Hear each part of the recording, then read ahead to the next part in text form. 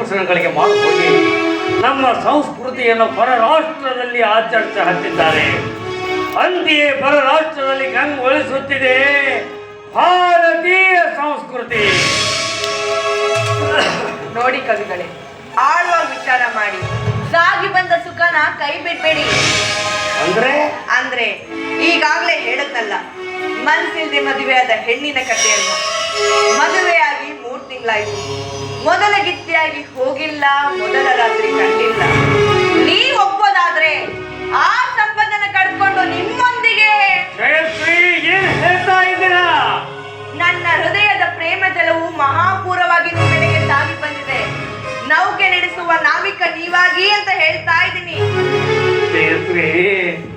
ನೀರಿಲ್ಲದ ನದಿಯಲ್ಲಿ ನೌಕೆ ನಡೆಸಲು ಹೋದ್ರೆ ಅದು ದಡ ಸೇರದೆ ಕೆಸರಲ್ಲಿ ಸಿಕ್ಕು ಗೋಳಿಗೀಡಾಗಬೇಕಾಗುತ್ತದೆ. ನನ್ನ ಮಾತಿನಂತೆ ನೀವು ನಡ್ಕೊಂಡ್ರೆ ಕಲಿಯುಗದ ಕುಬೇರರಾಗ್ತೀರಾ. ನಿನಗೆಷ್ಟು ಸ್ತ್ರೀ ಧರ್ಮದ ತಿರುಳನ್ನು ತಿಳಿಸಿ ಹೇಳಿದರೂ ನೀನು ಸನ್ಮಾರ್ಗಕ್ಕೆ ಬರುವಂತಿಲ್ಲ. ಮನೆಯಲ್ಲಿ ಗಂಡನಿದ್ದು ಮತ್ತೊಬ್ಬರ ಮನೆಯಲ್ಲಿ ಬೆಂಡರೊಂದಿಗೆ ರತಿ ಕ್ರೀಡಿ ಆಡಿ ಬರುವ ನಿಮ್ಮಂಥ ಪಂಡ ರಂಡಿಯರಿಂದ ಸಮಾಜ ಹದಗೆಟ್ಟು ಹೋಗಿದೆ. ದಿನ ದಿನಕ್ಕೂ ವೇಶ್ಯಾವೃತ್ತಿ ಬೆಳೆಗೆ ಹತ್ತಿದೆ.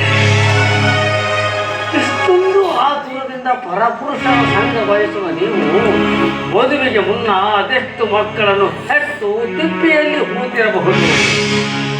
ನಿನ್ನಂಥ ಸತಿ ಸೂಳೆಯನ್ನು ಮಾಡಿಕೊಂಡವನಿಗೆ ಸಮಾಜದಲ್ಲಿ ಅದೆಂಥ ಬೆಲೆ ಸಿಕ್ಕಬಹುದು. ಹೋಗು ಹೋಗು ಕಾಮ ಪಿಶಾಚಿನಿ. ಮಾಡಿಕೊಂಡವರ ಜೊತೆ ಧರ್ಮದಿಂದ ನಡೆದು ಗೃಹಲಕ್ಷ್ಮಿಯಾಗಿ ಬಾಳು. ಏನು ನಿನ್ನ